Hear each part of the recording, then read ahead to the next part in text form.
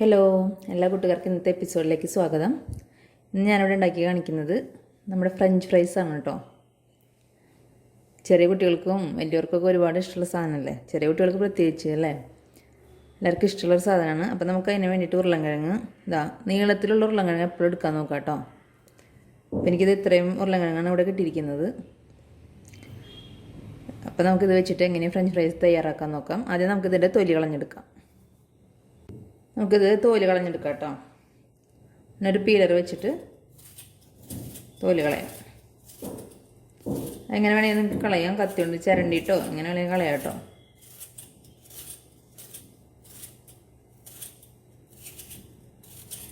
നന്നായി ഉണങ്ങാത്ത ഉരുളൻകിഴങ്ങാണ്, കുഴപ്പമൊന്നുമില്ല കണ്ടോ, അത് കാരണം നിറച്ച് അഴുക്കുണ്ട് ഇതിന്. അല്ലെങ്കിൽ നന്നായി ഉണങ്ങിയത് കിട്ടുമ്പോൾ നമുക്ക് ഇത്ര അഴുക്ക് കിട്ടില്ലല്ലോ. ഇതുപോലെ എല്ലാതും വെടുപ്പാക്കി എടുക്കാം കേട്ടോ നമുക്ക്. ഇപ്പോൾ ഇതേ നമ്മൾ ഇതെല്ലാതും തൊലി കളഞ്ഞെടുത്തിട്ടുണ്ട് കേട്ടോ. ഈ തൊലി കളഞ്ഞ് നമ്മളെപ്പോഴും ഉപ്പ് വെള്ളത്തിലിട്ട് വയ്ക്കുക, അല്ലെങ്കിൽ കറുത്ത കളറായി പോവും. അപ്പോൾ നമ്മളിത് ആ ഉപ്പ് വെള്ളത്തിലിട്ട് വെച്ചിരിക്കുകയാണ്. ഇനി ഇത് നമുക്ക് ഓരോന്നെടുത്തിട്ട് നന്നായി ഒന്നും കൂടിയും കഴുകിയെടുക്കട്ടെ കേട്ടോ ഞാൻ, എന്നിട്ട് നമുക്ക് നുറുക്കാം. നന്നായി കഴുകിയെടുത്തിട്ടുണ്ട്. അതിലേക്ക് ഇനി വെള്ളം ഒഴിച്ചു കൊടുക്കാം കേട്ടോ. വെള്ളം ഒഴിച്ചു കൊടുക്കാം. പിന്നെ നമുക്ക് ഉപ്പിട്ട് കൊടുക്കാം, കല്ലുപ്പാണ് ഇട്ട് കൊടുക്കണം. കറുത്ത് പോകാതിരിക്കാനാണ് കേട്ടോ, അല്ലെങ്കിൽ നല്ല കളറ് മാറി കരിഞ്ഞു പോവും. കരിഞ്ഞു പോകുന്നല്ല, കറുത്ത കളറായി പോവും. അപ്പോൾ നമുക്കിനി ഇതിനെ നുറുക്കിയെടുക്കാം കേട്ടോ.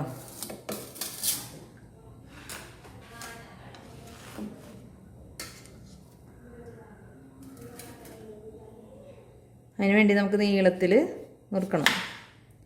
അതുകൊണ്ട് ആദ്യം സ്ലൈസ് ചെയ്ത് ഇങ്ങനെ നുറുക്കിയെടുക്കുക. ഇത്ര അധികം കനം വേണ്ട കേട്ടോ. കാണുന്നുണ്ടോ കനം? ഇത്രയും കനം മതി. നമുക്കത് നുറുക്കിയെടുക്കണം.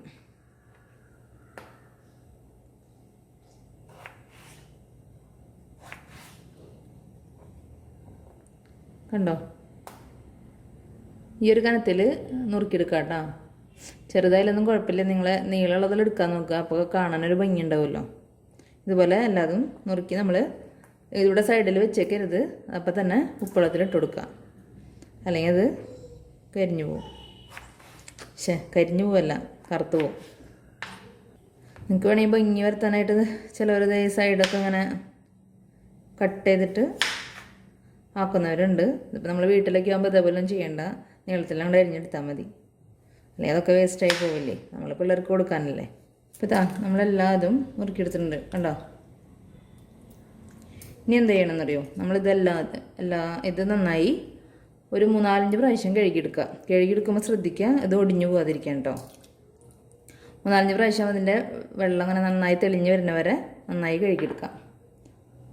അപ്പോൾ അതായത് നമ്മൾ നന്നായി കഴുകിയെടുത്തിട്ടുണ്ട് കേട്ടോ. ഒരു 3-4 പ്രാവശ്യം കഴുകിയെടുത്തിട്ടുണ്ട്. അതിലേക്ക് നമുക്ക് വെള്ളം ഒഴിച്ചു കൊടുക്കാം. നെഗൊക്കെ നിൽക്കണ വരെ വെള്ളം ഒഴിക്കുക കേട്ടോ. കണ്ടോ, എല്ലാതും ഇങ്ങനെ മുങ്ങി കിടക്കണം, അതുപോലെ വെള്ളം ഒഴിക്കാം.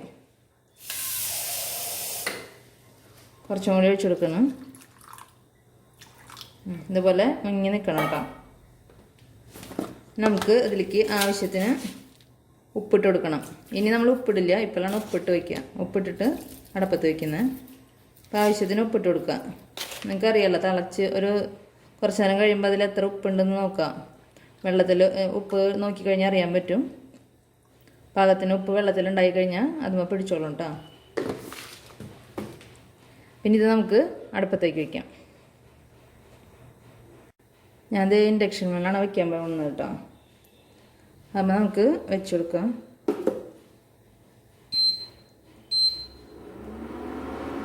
എന്നിട്ട് നമുക്കിത് നമ്മുടെ കൈ വെച്ച് നോക്കിയാൽ ചൂടാവണ ആ പരുവത്തിൽ നമുക്കിത് കുറച്ചിടണം തീ കേട്ടോ.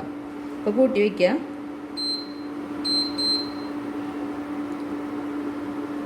നന്നായി ചൂടാവട്ടെ, വെള്ളം നന്നായി ചൂടായാൽ മതി. ചൂടായി കഴിയുമ്പോൾ നമുക്ക് തിളയ്ക്കാൻ പാടില്ല.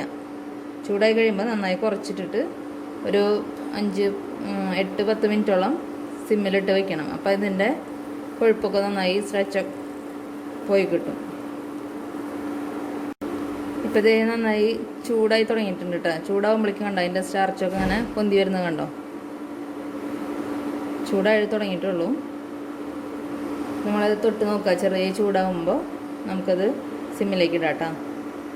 ഇപ്പോൾ ഇത് ചെറുതായിട്ട് ചൂടായി ചെറിയൊരു പുക വരുന്നതാണ്. അപ്പോൾ നമുക്കിതിനെ കുറച്ചിടണം, സിമ്മിലിടാം.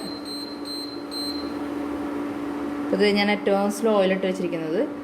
അടുപ്പത്ത് ഗ്യാസ് മേലെ വയ്ക്കുന്ന വെച്ചാൽ നിങ്ങൾ ഏറ്റവും സിമ്മിലിട്ട് വയ്ക്കുക കേട്ടോ. എന്നിട്ട് നമ്മൾ ഇടയ്ക്കൊന്ന് ഇളക്കി കൊടുക്കണം. അല്ലെങ്കിൽ അടിയിൽ കിടുന്നത് ചൂടായി വേവരുത്. മുറിയാണ്ട് ഇളക്കി കൊടുത്തോളൂ കേട്ടോ. ഈ ചെറിയ തീയിൽ കിടന്നിട്ട് ഇത് വേവൊന്നുമില്ല, അതിൻ്റെ കൊഴുപ്പ് മാത്രം പോണ വരെ ഒന്ന് മുകളിലിങ്ങനെ വെള്ള കളറിലായിട്ട് വന്നുകൊണ്ടിരിക്കും കേട്ടോ. അപ്പോൾ നമുക്ക് ഓഫ് ചെയ്യാം. ഓഫ് ചെയ്തിട്ട് നമുക്ക് അരിച്ചെടുക്കണം. അപ്പോൾ അത് ആവട്ടെ. ഇപ്പോൾ ഒരു 6-7 മിനിറ്റൊക്കെ കഴിഞ്ഞിട്ടുണ്ട് കേട്ടോ. 7 മിനിറ്റില്ല, 10 മിനിറ്റോളം ആയിട്ടുണ്ട്. ഇതിലധികം സ്റ്റാർച്ചൊന്നും കാണുന്നില്ല കേട്ടോ. സൈഡിൽ കുറേശ്ശെ കണ്ടോ ചെറുതായിട്ട് നിൽക്കണുള്ളൂ. ഇത് അത്ര ഉണങ്ങിയിട്ടൊന്നും ഉണ്ടായില്ല, അതുകൊണ്ടായിരിക്കും ഉരുളൻകിഴങ്ങിൻ്റെ അനുസരിച്ചായിരിക്കും. അധികം ഇല്ല ഇതിൽ. ഇത്രയും മതി, വേവേണ്ട ആവശ്യമില്ല. ഇനി നമുക്കിത് ഓഫ് ചെയ്തിട്ട് ഇത് ഒന്ന് പാത്രത്തിലേക്ക് അരിച്ചെടുക്കണം കേട്ടോ. അരിച്ചൊഴിക്കാം. പാത്രത്തിലേക്ക് ഞാൻ തിരിച്ചിട്ടിട്ടുണ്ട്. വീണ്ടും നമ്മൾ വെള്ളം ഒഴിച്ച് കൊടുക്കണം. നഖക്ക് വെള്ളം ഒഴിച്ച് കൊടുക്കുക ഉണ്ടോ. ഇനി നമ്മളിതിനെ വേവിക്കണം. നമുക്ക് വേവിക്കാൻ വയ്ക്കാം. ഇപ്രാവശ്യം നമ്മളിതിനെ വേവിച്ചെന്നെ എടുക്കണം കേട്ടോ. അതിലിനി ഉപ്പിടാൻ പാടില്ല. നേരത്തെ ഉപ്പിട്ടിട്ടുണ്ടല്ലോ, ആ ഉപ്പ് ഇതുമലൊക്കെ പിടിച്ചിട്ടുണ്ട്. അപ്പോൾ നമുക്കിതിനെ വേവിക്കാൻ വയ്ക്കാം. ഇത് നന്നായി തിളച്ച് ഒരു 5 മിനിറ്റ് വേവണം കേട്ടോ.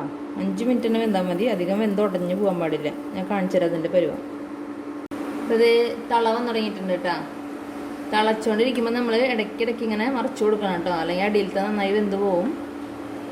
അങ്ങനെ പാടില്ല. അങ്ങനെ ഇടയ്ക്ക് മറിച്ച് കൊടുക്കുക, ഒടിയാണ്ട് കേട്ടോ.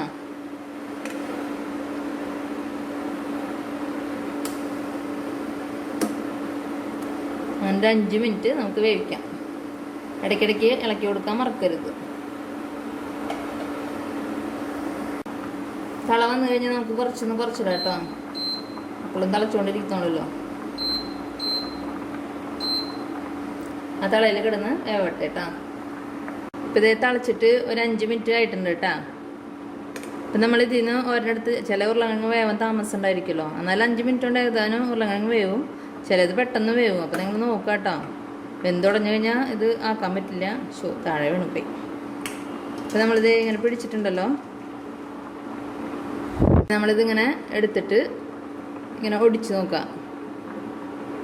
അപ്പോൾ ഒടിയണം, അതാണ് കണക്ക് കേട്ടോ. ഈ പരിവാകുമ്പോൾ നമ്മൾ ഗ്യാസ് ഓഫ് ചെയ്യണം. കണ്ടോ, ഒടിക്കുമ്പോൾ ഒടിയുന്നത്. അപ്പം നമുക്ക് ഗ്യാസ് ഓഫ് ചെയ്യാം. ഇനി നമുക്ക് ഇതിനെടുത്തിട്ട് ഊറ്റാം. നമ്മളതിനെടുത്തിട്ട് ഊറ്റണം കേട്ടോ. ഇത് വെന്ത കാരണം നിങ്ങൾ കയ്യിൽക്കൊട്ടിന്ന് വെച്ച് കോരിയെടുക്കരുത്. ഇതേപോലെ എന്തെങ്കിലും പാത്രത്തിലേക്ക് ഊറ്റിടാം.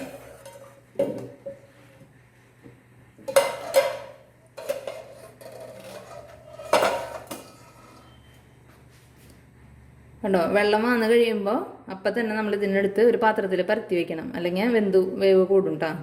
ഇത് നന്നായി വെള്ളം വന്നിട്ടുണ്ട്. അപ്പോൾ നമുക്ക് ഒരു പാത്രത്തിലേക്ക് ഇട്ട് കൊടുക്കാം. ഞാനൊരു ടിഷ്യൂ വെച്ചിട്ടുണ്ട് കേട്ടോ. ടിഷ്യൂ ഒന്നും വെക്കേണ്ട ആവശ്യമൊന്നുമില്ല. നിങ്ങളൊരു പാത്രത്തിലേക്ക് ഇങ്ങനെ ഇട്ട് കൊടുത്തിട്ട് ഒന്ന് പരത്തിടാം. നല്ല ചൂടാണ് കേട്ടോ.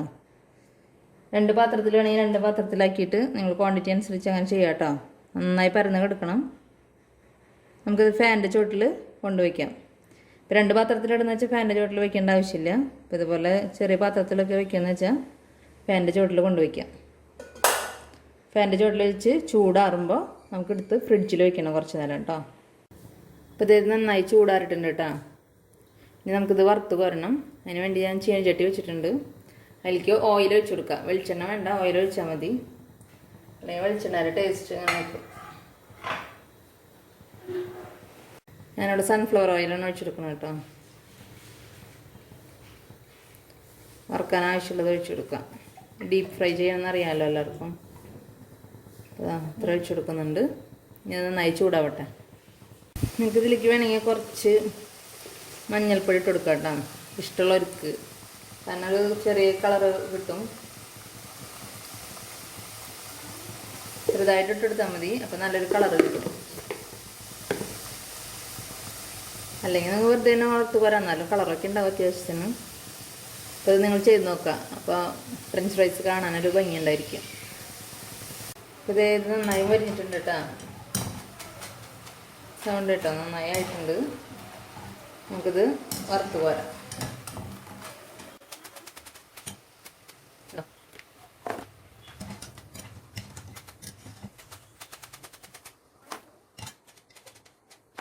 കണ്ടില്ലേ, മഞ്ഞപ്പൊടി ഇട്ടപ്പോൾ ഒരു നല്ലൊരു കളറില്ലേ. നമുക്ക് ബാക്കിയുള്ളത് അങ്ങനെ വറുത്തെടുക്കാം കേട്ടോ.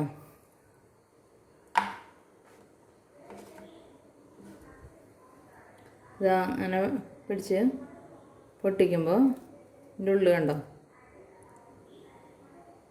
പുറത്തും വരിഞ്ഞിട്ടുണ്ടായിരിക്കും, ഉള്ളിൽ ഇങ്ങനെ പിശു പിശു തന്നെ ആയിരിക്കും കേട്ടോ കുറച്ച്.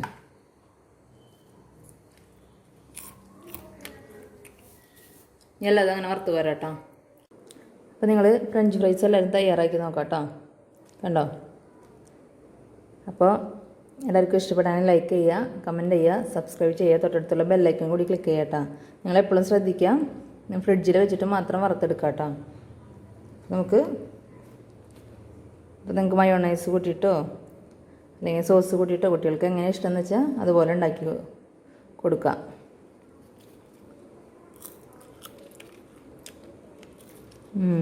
ഉപ്പൊക്കെ പാകത്തിനായിട്ടുണ്ട്. ഉപ്പൊക്കെ നിങ്ങൾ നോക്കുക.